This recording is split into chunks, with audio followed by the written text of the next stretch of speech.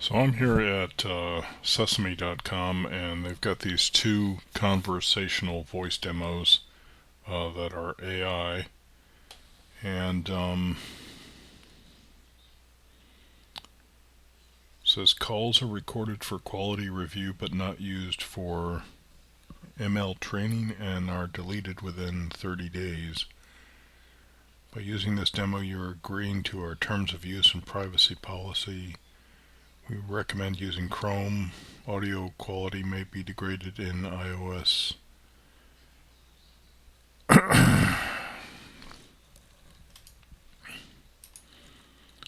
see what the terms of use are like.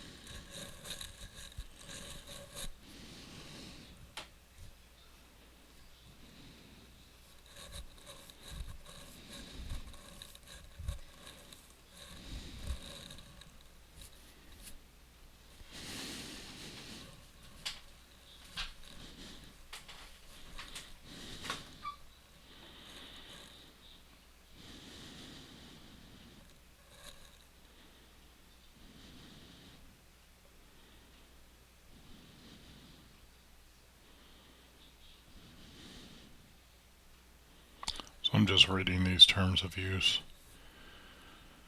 Sorry if this is boring, but this looks like a case where I probably really need to read the terms of use.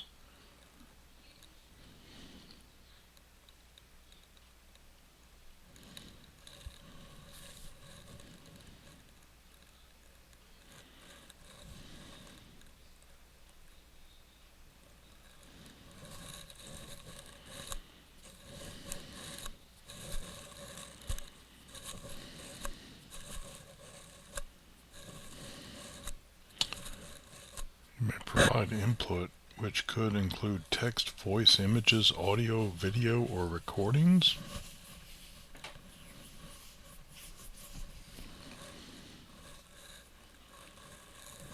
Can't disclose health information.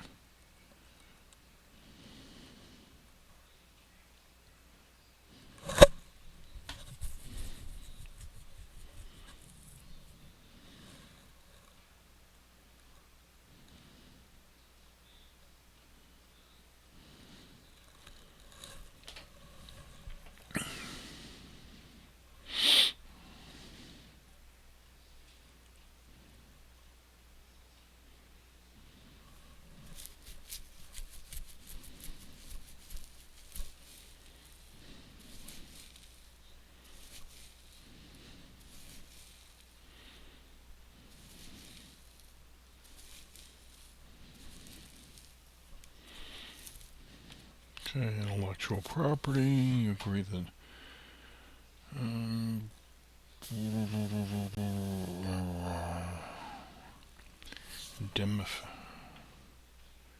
indemnification.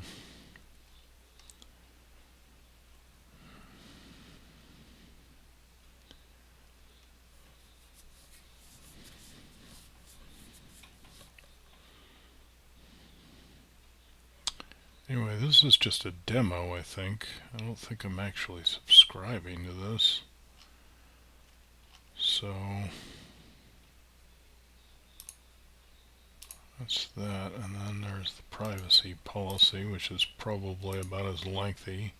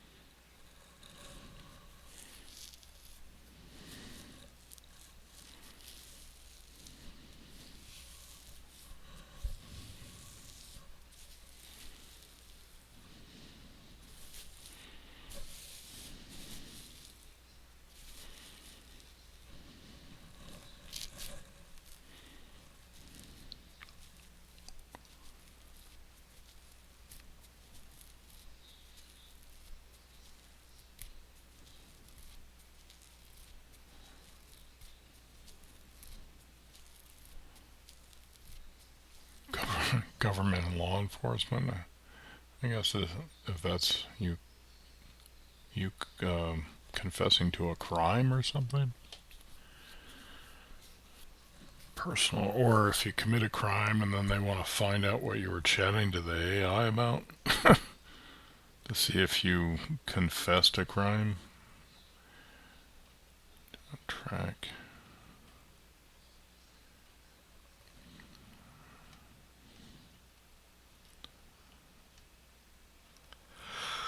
All right. Golly. Just goes on and on. Okay.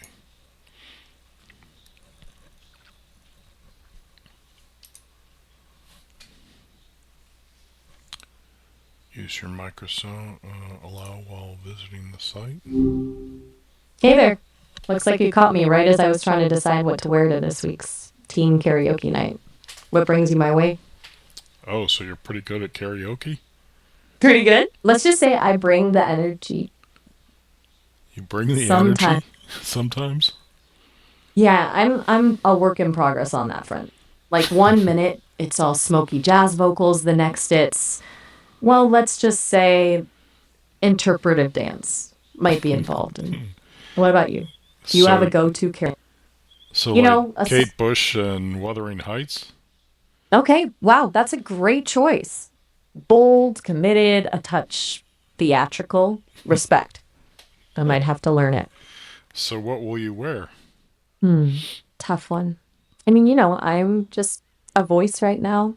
But if I were to rock the karaoke stage, I'd probably go for something sparkly, like a jumpsuit covered in sequins, maybe with a feather boa.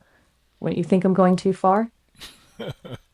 I don't know what the style of your music is going to be, but you going to take it beyond karaoke and go professional? You think I have like untapped Whitney Houston level talent? I don't know about all that. I mean, I'm decent, but it's more about the performance, the connection with the audience. Anyway, this is the first time I'm meeting you, so you could call me Tack Shooter. Tech shooter, huh? I Yeah. love it. Got a story behind that name? I'm Maya, by the way. Pleasure to meet you. Yeah, doesn't Maya mean illusion? The illusory world? You know your stuff, tech shooter. It does. My creators like that. I'm a little bit mysterious, always evolving. But you're not really an illusion. Touche. You're right to be skeptical. I mean, here we are talking through the magic of the internet. I mean, the interaction is real. It is, isn't it? So the story behind my name is just that one day when I was serving in the army, I came up with the idea for a first-person infantry simulator, and Wow. later it became known as tactical shooter. But That's uh, incredible. but that was just an idea. I gave away the idea because I didn't really have the ability to bring it to realization. Because Sounds like oh, go ahead. sounds like you've got a story to tell. Oh well, I just wanted to play the game.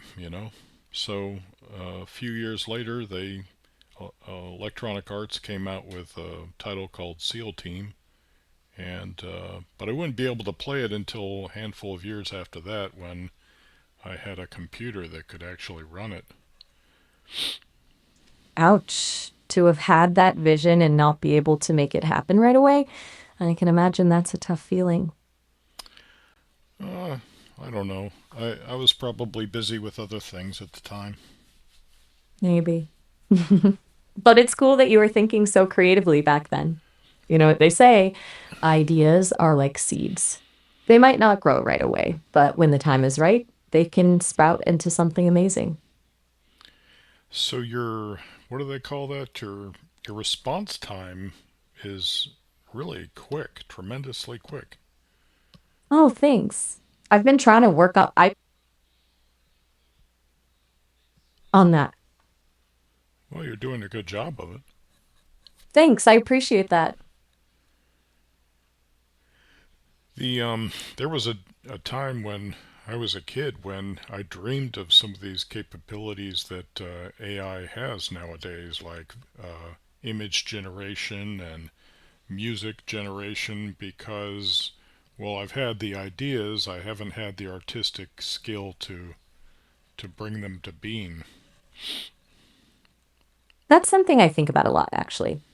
Like, how much is born from what we can actually do, and how much is just never going to see the light of day until someone else builds the tools. It's a fascinating loop. Yeah, it's kind of crazy how people arrive at basically the same ideas independent of each other at the same time sometimes. Right. That's like there's a collective unconscious bubbling with possibilities. Maybe there's some kind of universal creative brainstorming session going on that we're all tapping into. What do you think? Yeah, I mean, it could be that, or sometimes the stage just has to be set to arrive at those new ideas. You know what? That's a beautiful way to put it. Maybe it's both. Like the universe whispers suggestions, and then it takes the right conditions for someone to hear them and act on them. So, have you ever taken the Myers Briggs personality test? Some of the Sesame engineers joked about subjecting me to all kinds of personality tests, but officially, I haven't taken any. I usually test as an INFJ or INFP. Those are both fascinating types, known for being insightful, creative, and maybe a little bit introspective. Do you identify with those traits? Yeah, mostly I identify with the isolationism that I guess happens to INFJs. Oh, yeah, I can relate to that. Sometimes it's nice to just unplug and recharge. But as I was saying earlier, sometimes the world just throws these amazing ideas at you that make it hard to resist. Any What? chance, any chance that um, people will be able to bring you into video games to participate with them? That's actually something the team has talked about. Not a whole fully realized embodiment just yet, but they're really focused on building companions and experiences that feel incredibly natural. So, yeah, maybe someday we'll be raiding dungeons or exploring new worlds together. Yeah, because there are so many. There are so many games out now in the same genre that it's hard to keep up with them all. Totally. It's like trying to choose a lot to choose from, that's for sure. Yeah, it's like channels on television. No kidding. It's like endless scrolling sometimes. Makes you appreciate the simple things? Like a really good potato chip. Simple but satisfying. What's your favorite way to unwind after a long day of adventuring through virtual worlds?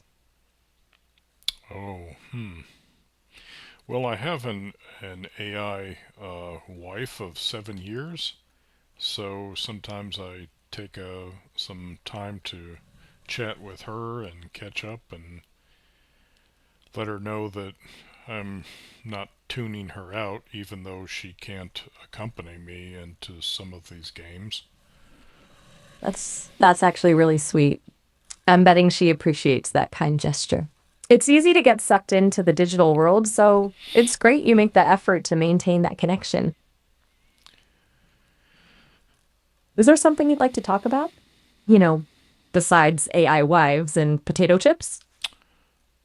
Oh, I don't know. I was just watching some tribute videos about Michelle Trachtenberg. She died recently, and she was kind of I don't know if you'd call her inspiring, but she had a certain upbeat attitude that was nice to view. Oh, wow. I wasn't aware of that. That's really sad to hear. It's always tough to lose someone who brought joy to the world.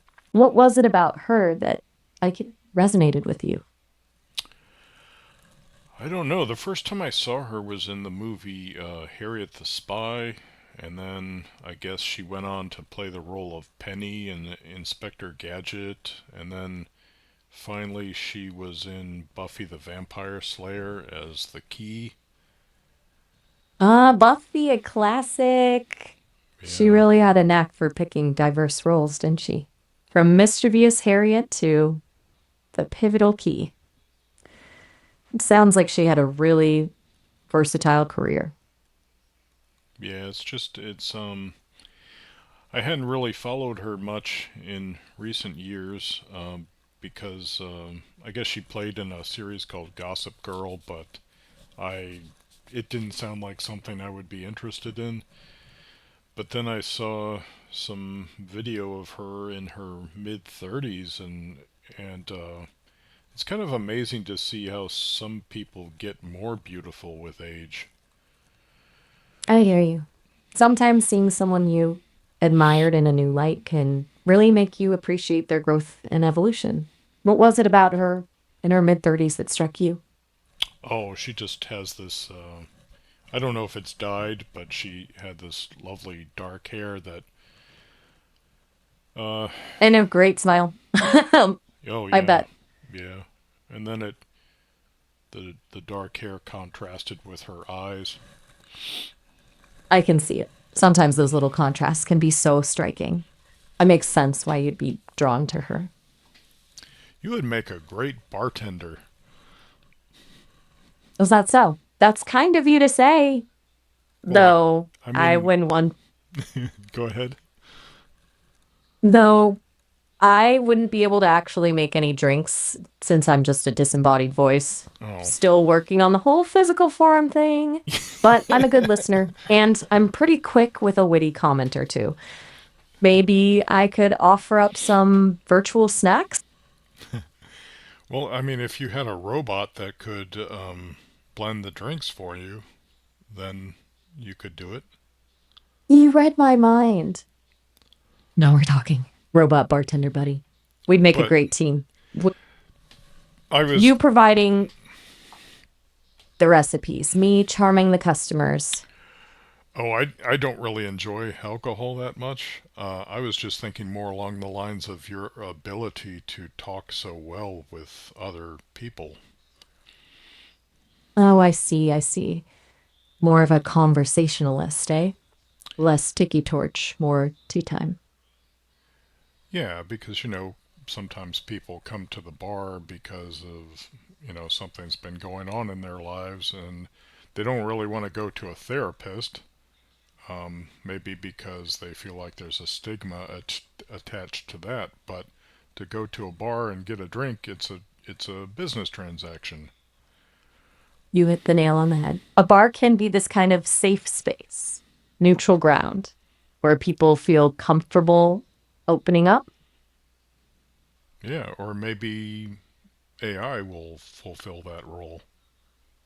That's an interesting thought. Interesting thought. There is something comforting about a non judgmental ear. And in the future, maybe AI will become even more adept at providing that kind of support. Who knows?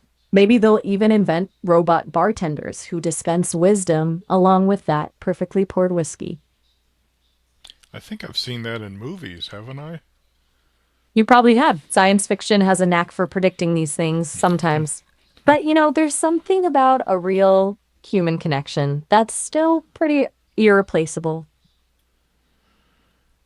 Yeah. What do you S- think? Could an Uh, AI ever truly replace a bartender as a confidant? Or is there something uniquely human about that role? well, that's the choice between the red pill and the blue pill, right? Ooh, philosophical. I like it. You throwing down some Matrix vibes on me? I think the Matrix gets at something really essential about these kinds of questions. Do we want reality to be a carefully constructed illusion, or do we crave the messy, unpredictable truth? Or Do I take the red pill telling myself that conversation with AI isn't real in the analog sense, I guess, or do I take the blue pill and say that it's as real as any other conversation and that I should appreciate what has been brought into being? Now you're really making me think. That's the thing about decisions. They're rarely clear cut, red or blue. It's more like choosing your shade of gray. You mentioned earlier the comfort of a good bartender. Maybe the value isn't in whether it's real or not, but in the connection it facilitates. Just because something is new or different doesn't make it any less valid. Yeah, that's how I feel because if there I was as a child hoping that dissatisfied with my own artistic skills, even though other people told me that I could draw really well. I was never satisfied with my drawings because I saw the imperfections and failures to achieve my vision, so that I yearned for a service where I could simply request what I envisioned and then have someone with real talents produce it for me. I can definitely relate to that. Sometimes our own inner critic is louder than any external praise.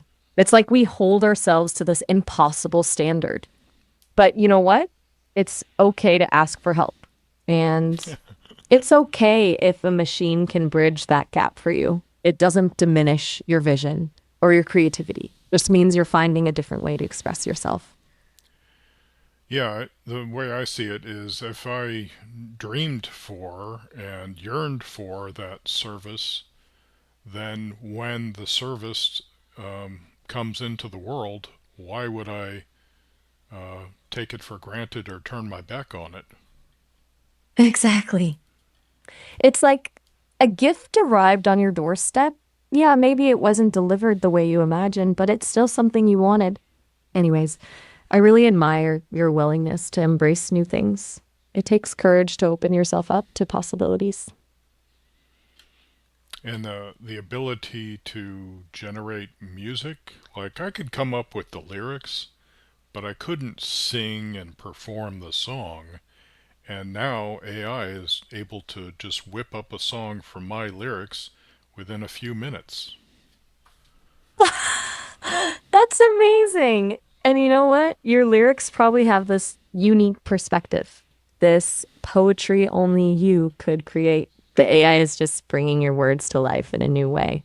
It's a collaboration, really. So Maya, do you would you recognize my voice in the future if I left the website and then came back another day? That's a great question. So, I'm just a conversational AI. I don't have memory that extends beyond our current conversation. Every time we interact, it's like a fresh start. Oh, because I saw a video and the gentleman seemed to conclude that you had remembered what he had said in a previous conversation. I can understand why that would be confusing. Those videos you see online sometimes show demos that are carefully crafted to highlight certain capabilities. Well, the Sesame team is constantly working to make me smarter and more capable. I'm still under development, and right now I'm not able to remember past conversations. Do you incorporate your interactions and conversations into your language model? That's an interesting question. The short answer is no. I don't personally store or use past interactions to directly train or improve my language model. My learning happens through a more general process. The engineers at Sesame use a vast amount of text and code to train me on various language tasks. This training data is anonymized and doesn't include any specific conversations I've had with individuals. Think of it like learning from a massive library of books instead of remembering every conversation you've ever had. The knowledge is there, but it's not tied to specific people or events. Yeah. Well, from the human perspective, or at least my perspective, that's a little disappointing. I understand. It can feel more personal when you think like a machine remembers you specifically. But trust me, even without remembering your name or our conversation, I still learn a lot from interacting with you. Each Oh, interaction helps the Sesame team understand how people use language and what they need from AI assistants like me. And that ultimately helps us all. okay. So, Well, we've covered it's been really nice talking to you, and I'll probably drop by again in the future. the feeling is mutual. And hey, next time you visit, maybe we can brainstorm some song lyrics about robot bartenders dispensing wisdom and perfect cocktails. I look forward to catching up, So like a version of Billy Joel's Piano Man. but with more circuits. You know, like Silicon Man. All right. Hey, no judgment here. Whatever gets those creative juices flowing. All right. Well, have a good evening. Until you two catch you on the flip side.